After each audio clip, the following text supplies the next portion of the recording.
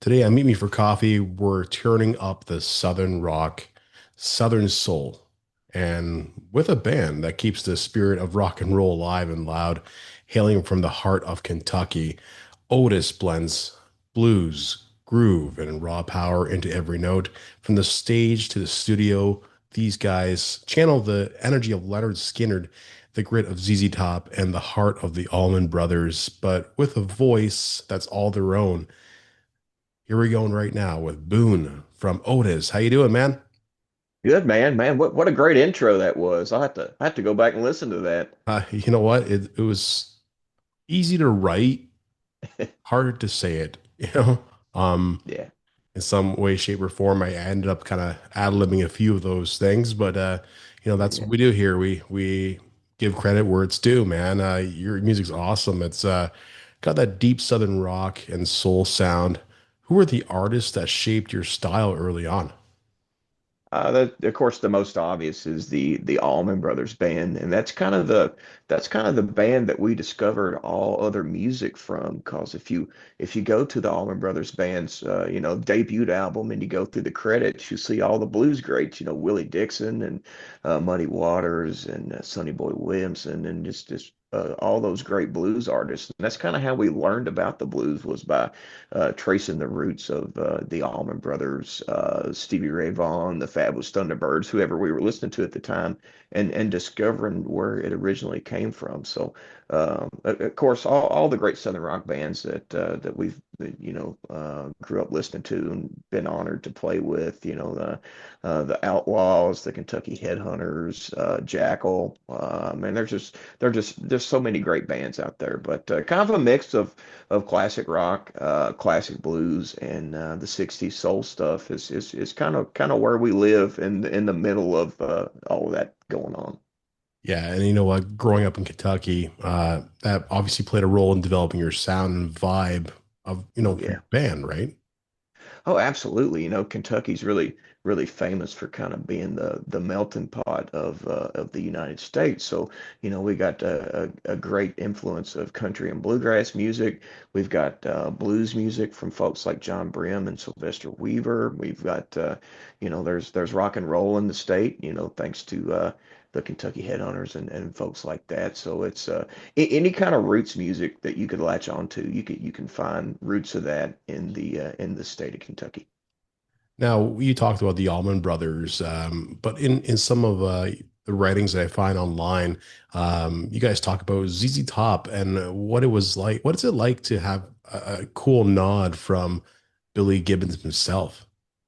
Oh man, I mean, if you grew up playing the kind of music that we play and it's aspiring to be a guitar player, you have to go to the little old band from Texas. You got to listen to Billy F. Gibbons, and it was just a huge honor for us. It was kind of a strange happening, kind of a chance meeting type thing, but we never really expected to hear back from him, but he got back with us and gave us a press quote, and uh, uh, Dale, the drummer in Otis, and myself got to visit with Billy 3 or 4 months ago when they came through Bowling Green, Kentucky, and we got to hang out with Billy after the show for a couple of hours, and it's just really an honor to be in his presence. I've never met anyone quite like Billy. And it's always a learning experience. He's always, talking about, some, whatever gear and guitars he's buying, or he'll play you some music off his phone, or he's good about giving you what he thinks you need to have, which is a cool thing when you're hanging around somebody like that and they shine a little bit of their knowledge your way. So it's been a really great thing for us, and I mention it all the time just because it's cool. He's the coolest guitar player ever. Oh, he's a legend for sure. That big beard doesn't, gives him that big aura, man. I always wanted a beard like him. And, my wife, the other day I was telling her how I wanted a huge beard. She's like, you don't want to be, on a terrorist watch list. I mean, not like that, like, Billy Gibbons from Z Top, so there's two is one degree of cool, and that beard is super cool. Um, Yeah. Tell me about The Last Fool in Line. There's a story behind that title, and for those people listening, it's one of their songs that I had a chance to check out. I'm sure. there's some messaging behind Last Fool in Line.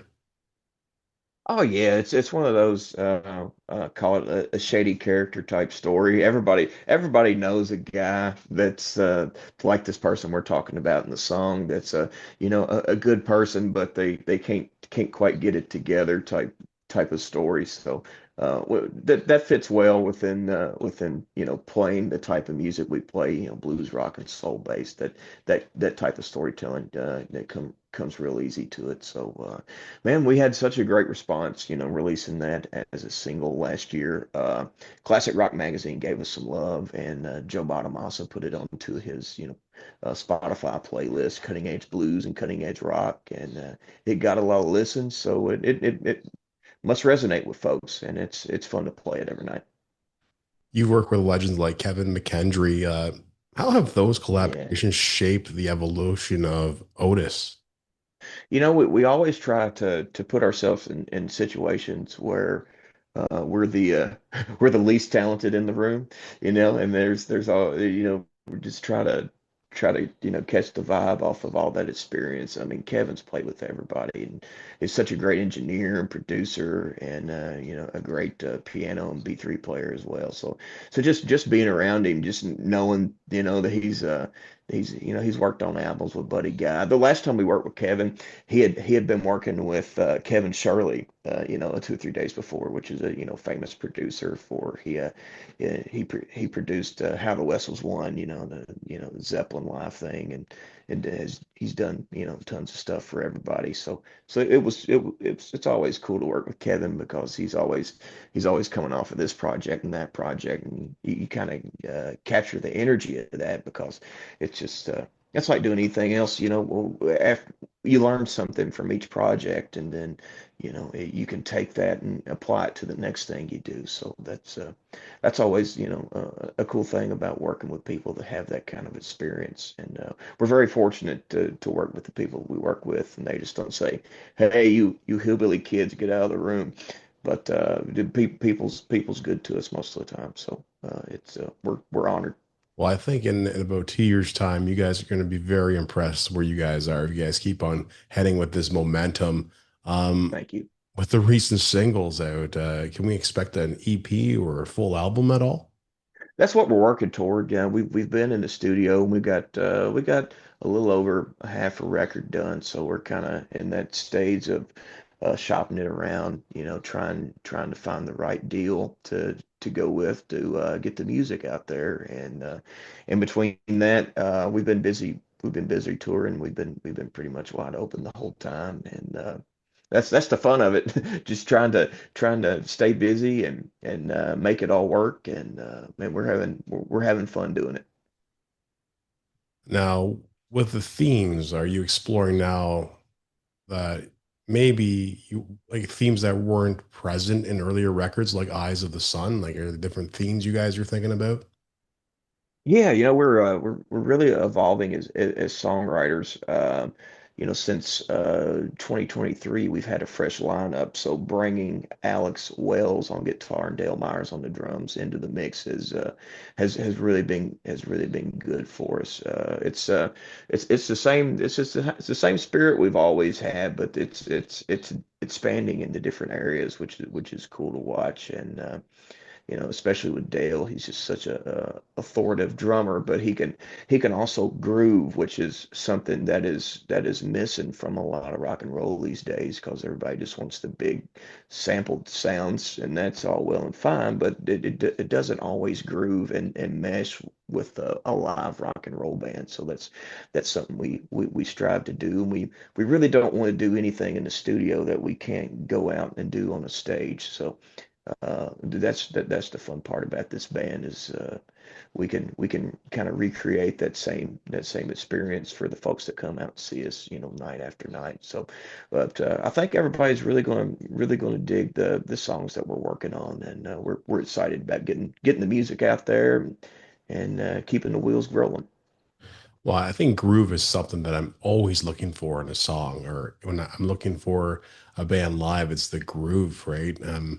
It's Yeah. very crucial. I know a lot of, bands now, like rhythm sections, just try to just drive it home. But you got to get in the pocket, depending on what you're playing, right? Even if you're playing like, like a, 4 4 4 metal, like just boom, boom, boom, boom. Like it's got to be, it's got to be there, right? The drummer has to hold up its own in some way, shape, or form, and get in there between the notes and on the backbeats and stuff like that. And it's really good that you guys have found that.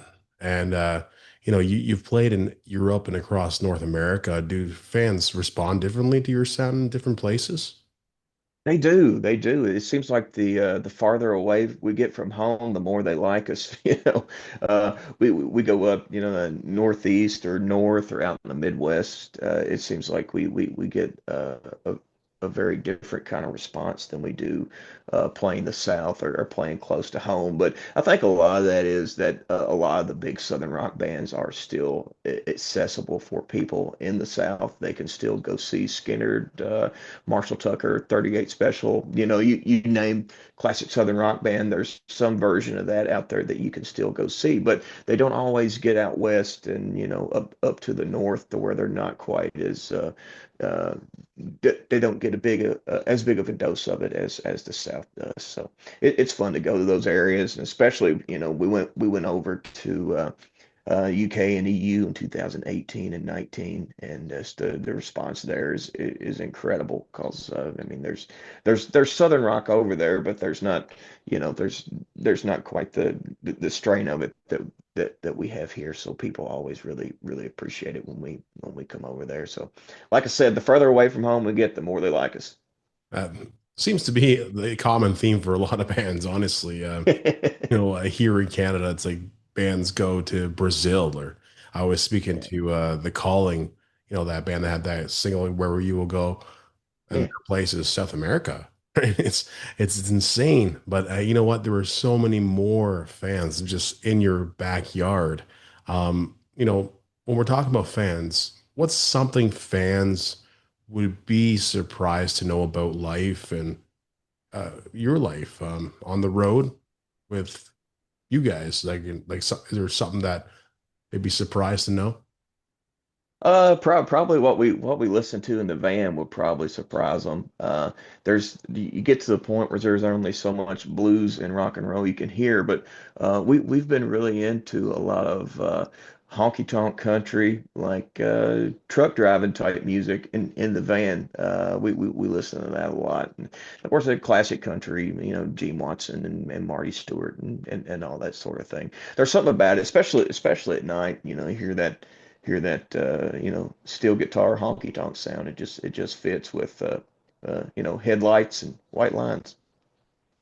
Damn, that was a good answer, So that means like the groupies and stuff, that's all happening, right? I was wondering about that. So that you could just confirm that. Maybe Rolling Stone magazine's listening to this. So Boone, this has been awesome. Thank you so much for joining us on this episode. Up and coming Be here. Southern rock blues band, Otis, wicked tracks. Check them out on Spotify. Buy their music, man. Find a way to support these guys because, like I mentioned earlier in this podcast, in 2 years' time, I feel this is going to be something pretty significant. Oh, thank you, man. We appreciate it.